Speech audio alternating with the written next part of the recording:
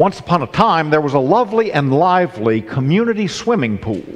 And behold, the citizens of the community did come unto the pool, and did bathe and play in its waters with pleasure and delight. But the children of the community were a bit high-spirited. Yea, verily, it may be said that they were unruly and rambunctious. And they did run upon the pool deck, and there was great danger of slippage and injury, and great fear of litigation. And so a sign was made and affixed to the fence, and the sign did say, No running, and the running ceased, and peace was restored. But then the children did sit upon one another's shoulders, and did do battle in the waters of the pool. And they did push and shove, and attempt to cause each other to tumble into the water. And they called this practice chicken fighting. And there was danger of injury, and behold, the lawyers of the community were lining up around the fence. And so a sign was made and affixed to the fence, and the sign did say, No chicken fighting and no poultry altercations of any sort. And peace was restored. Then the children, being children, did roll their towels into tight rolls, and did dip the ends in the water, and they did call these devices rat tails. And they did pop one another across the backs and buttocks. And all of the adults did say, Verily, somebody is going to lose an eye. And a sign was made, and was affixed to the fence, and the sign did say, No horseplay and no losing of eyes. And the pool was serene once more. And all of these rules were good and necessary, and they gave clarity, and they gave order, and they kept the pool safe, and they kept the people happy. But the signs on the fence did multiply greatly. The children did play loud music, and so a sign was made saying, No radios. And they did drop their sandwich crumbs upon the pool deck, and so a sign was made saying, No food or no drink. And they did disturb the neighbors greatly with their yelling of Marco and Polo, and so a sign was made saying, No yelling. And the lifeguards did blow their whistles with zeal and point at the signs. And they did enforce the rules vigorously and rigorously, and the rules were very good. But the pool was not so good. It was not the place it once had been. The pool did become a place of no running, no chicken fighting, no horseplay, no food, no drink, no radios, no yelling, no laughter, and no fun. And somehow along the way, the lifeguards forgot their original and singular role. They took seriously the tasks of blowing whistles and pointing out infractions, but they looked so closely at the rules that they forgot that their chief purpose was to save people from drowning. Now, of course, the example that I've shared is exaggerated quite a bit, but it illustrates what takes place when good and necessary rules become more valued and more important than the very thing that they seek to protect. A pool with no rules is chaos. A pool with only rules is not a place of recreation or of welcome or of genuine community. The same thing can happen as well in religion. When specific doctrines become more important than the God they seek to understand or to describe, or when particular faith practices become more important than faith itself. It moves us from faith to legalism, and from joyous and freeing worship of God to a rigid worship of our assumptions about God. I'm not saying that rules and doctrines are bad, but the purpose of the rules is to protect the pool rather than the purpose of the pool being to preserve the rules. It's a fine distinction, but it's the very distinction that's in play in our scripture lesson for this morning. In our scripture lesson, Jesus is teaching in the synagogue on the Sabbath. And as he teaches, he sees a woman who has suffered for 18 years with what Luke calls a crippling spirit. The exact nature of her medical ailment is not shared, and it's not important. But she is bent over, our text tells us, and quite unable to stand up straight. After 18 years, Muscles and tendons that should keep her upright and in a healthy body alignment have become rigid and locked down, and they are actually twisting her body and contorting it painfully. And a simple act like glancing skyward is a labor of awkward agony for her. Jesus sees this woman as she comes to the synagogue, and he has compassion and love for her. And whatever scriptural point or abstraction he was teaching becomes for the moment unimportant. Instead, he sets aside the lesson and he sets aside the rules. Long-standing Jewish custom and religious law would prevent his healing her on the Sabbath. And he calls her to him and he says, "Woman, you are set free from your ailment." And then he touches her. Now, his touch likely breaks a second rule.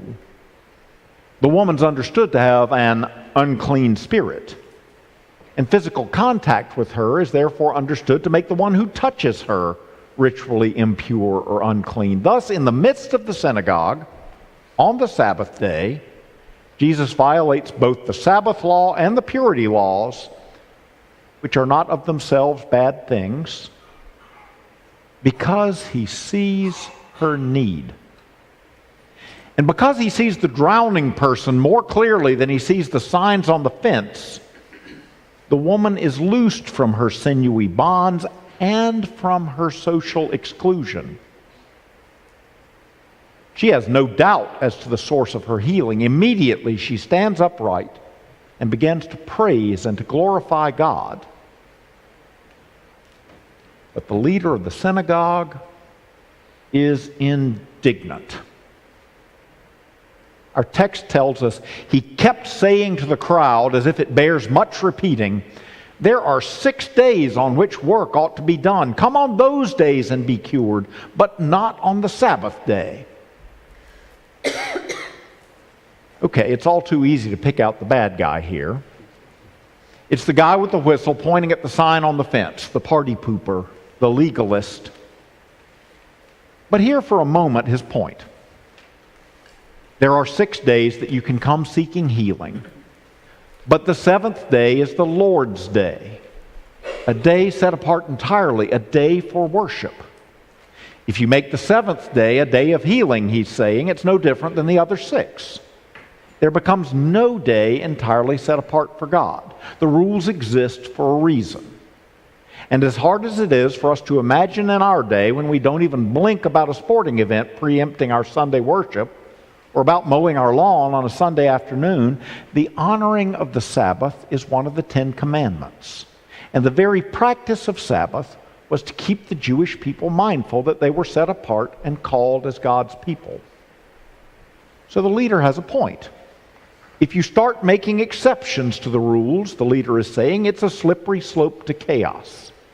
The synagogue on the Sabbath will soon be filled with people who have come not to worship, but to be healed, not to serve God, but to receive services. The leader of the synagogue does not object to the woman's healing, but he is holding out for the Sabbath law. Heal her yesterday or heal her tomorrow, but today is the Lord's day. The point's a legitimate one. But Jesus pushes back to make a larger point. When someone's drowning, you don't focus upon the rules about running and radios. You save the person who's drowning. Since the leader of the synagogue has invoked the Sabbath law, Jesus lifts up that law and interprets it more fully. The law says, 6 days you shall labor and do all your work, but the 7th day is a Sabbath to the Lord your God. You shall not do any work, you or your son or your daughter or your male or female slave or your ox or your donkey or any of your livestock or the resident alien in your towns, so that your male or female slave may rest as well as you. And healing is work. The law is clear and detailed and unambiguous, and this is what the synagogue leader points to. But Jesus goes one verse farther in his reading. The next verse in the text says, "Remember that you were a slave in the land of Egypt, And the Lord your God brought you out with a mighty hand and with an outstretched arm. Therefore the Lord your God commanded you to keep the Sabbath day. As Jesus reinterprets the law, the purpose of the Sabbath day is not to legalistically prevent work. It is to celebrate freedom from bondage, to remember and celebrate God's liberating power. You wouldn't leave your ox or donkey tied up on the Sabbath to prevent it from getting life-giving water, says Jesus. You'll make that exception to the law. Ought not this woman who has been in bondage for 18 years be set free from bondage on the very day that celebrates God's freedom? What glorifies God more, the legalistic observance of the Sabbath or the actual liberation of the oppressed from bondage? Where the synagogue leader points rightfully to Scripture, Jesus interprets the same Scripture more broadly as the revelation of God's love.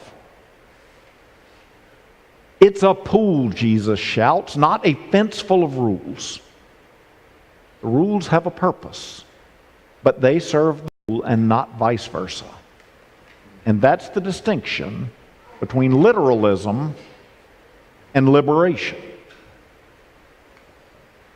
It's interesting that the woman's affliction becomes, in a way, a metaphor for the synagogue ruler's own affliction. In the case of the woman, the healthy muscles and sinews that were intended to keep her upright have become rigid and twisted and over-functioning, with the result that she cannot even see the sky. In the case of the ruler of the synagogue, the laws and the rules and the customs that are intended to keep him and the people he serves upright have become rigid and over-functioning, with the result that his view of God has become twisted, and in his own way he can no longer see the sky either. And his paralyzing enslavement to legalism would have him leave a woman in the bonds of a paralyzing ailment rather than violate his idea of the Sabbath. In the text, Jesus sets everybody free. The woman is freed from her spirit of infirmity, and the synagogue leader is cut loose from his rigid legalism, and the entire crowd rejoices because the freeing love of God has been displayed in their midst. The rules get bent or reinterpreted, but the woman is unbent. She is healed and God is glorified, and the synagogue is filled with life and joy that simply was not present before the boundary-breaking healing. That is how the presence of God is evident. What a powerful story.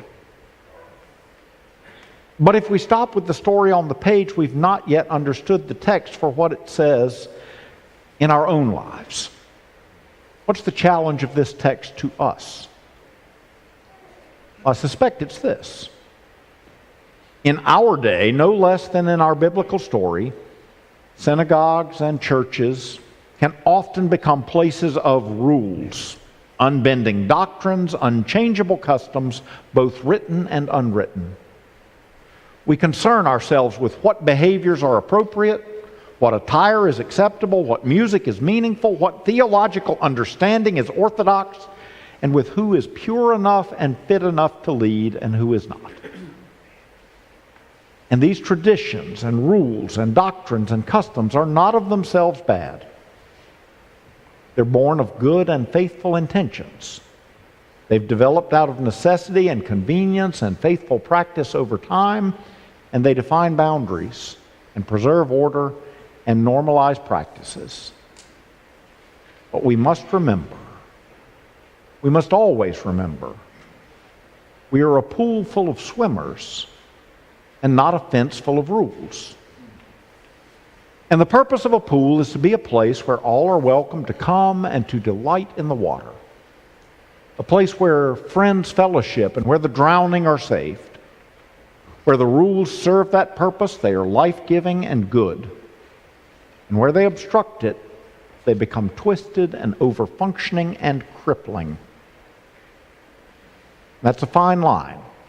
But it should always be walked on the side of service to God and to God's people, and not on the side of service to the pool rules.